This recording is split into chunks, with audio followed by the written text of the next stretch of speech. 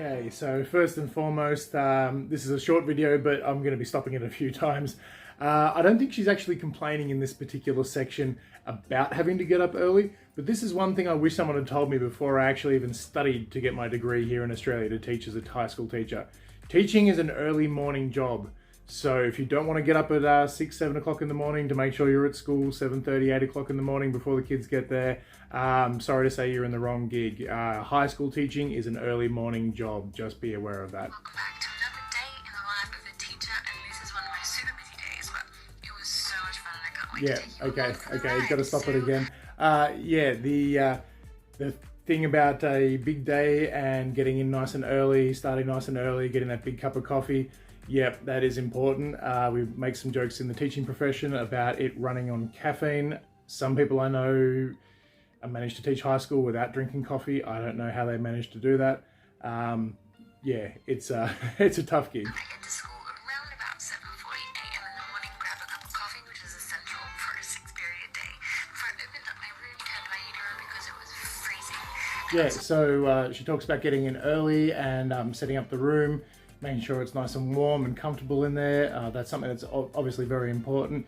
Usually the art departments, not in the nicest buildings or in quite big rooms.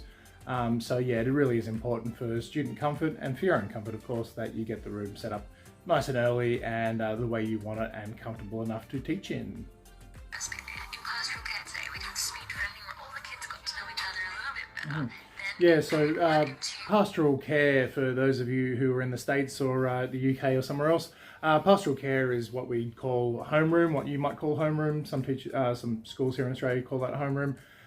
Basically, that's getting together as a class, particularly junior classes, your 7s through to 10s.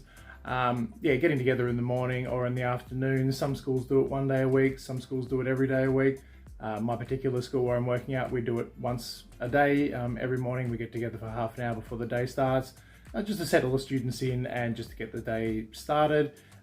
Also too, depending on whether your school is a government school, as in public, or as a private school.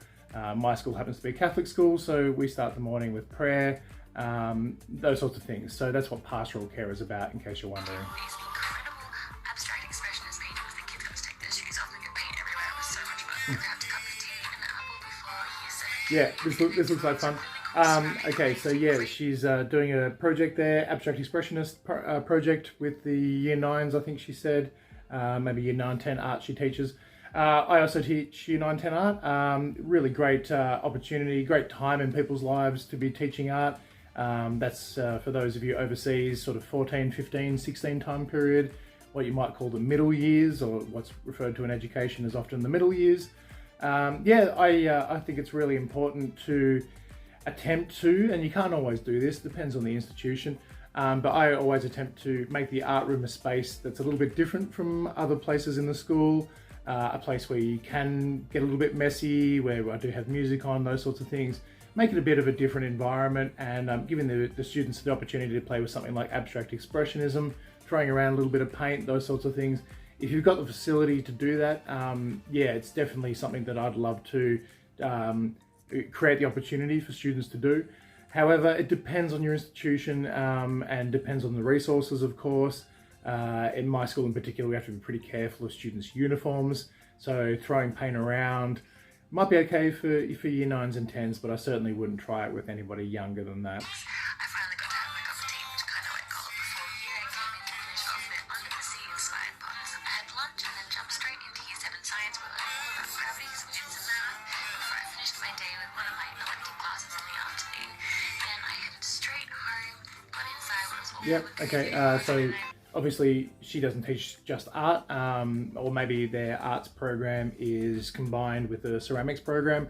In my school, we've got separate departments for art and ceramics, or for sculpture, particularly at the junior years.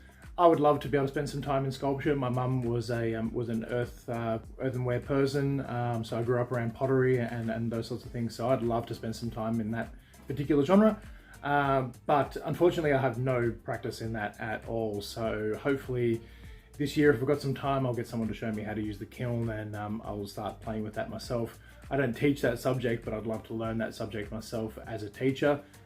It'd be great to know how to do all the earthenware stuff and be able to make your own little ceramic pots and cups and things like that. Would be fantastic. So yeah, it's great. It looks like she gets to teach a few different subjects, and I think later on we actually get to see her teach an art science class as well. So yeah, she obviously teaches across a few subjects. And if she's complaining about her tea going cold, well, I was used to my cup of coffee being cold years and years ago from working in events and working in security and all the other things I've done in my life. Being an artist as well, often your coffee goes cold. So I'm pretty used to the cold cup of tea, the cold cup of coffee. But yeah, that's definitely a feature of teaching life, is the cold cups of tea and maybe just having a very small or light lunch if you get to it. Yeah, okay. Yeah, so yeah, she obviously teaches across a few other subjects. That's not unusual for teachers to teach across subjects. I just teach art though. I could also be teaching the humanities, social sciences type stuff as well, but I currently am not. But I would love to, on media and politics, those sorts of things. I studied sociology as my undergrad in university.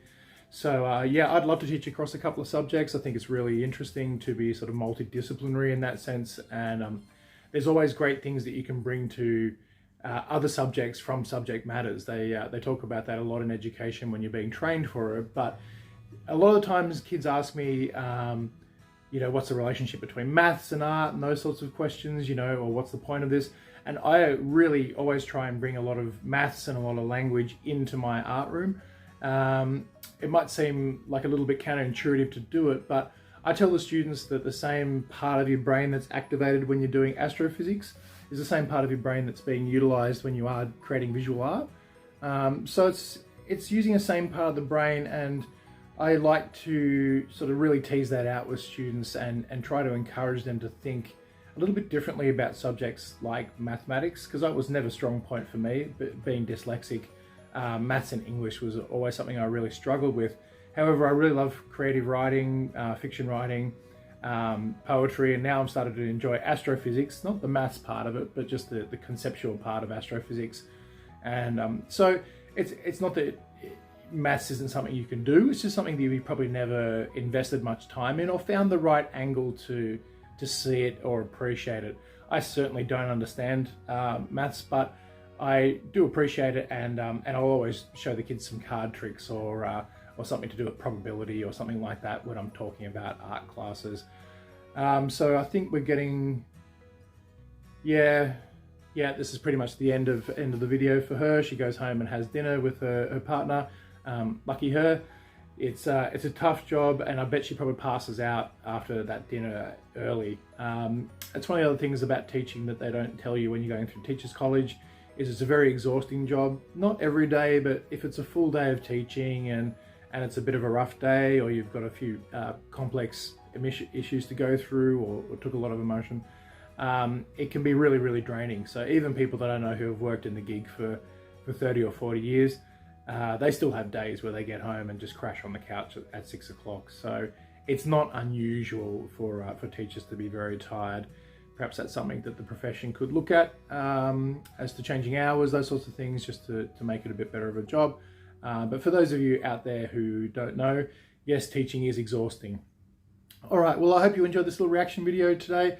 I hope the person who made this video doesn't take this as any kind of criticism at all. She seems to be doing a really good job, seems to be really passionate about it, seems to be enjoying what she's doing and trying some fun stuff with her students. So I commend that, and yeah, please let me know if you like this kind of content. I've been enjoying some reaction content I've been watching recently, so hopefully this gives you some insight into what it's like being a teacher and inspires you for the profession. All right, namaste, have a wonderful day. See you later.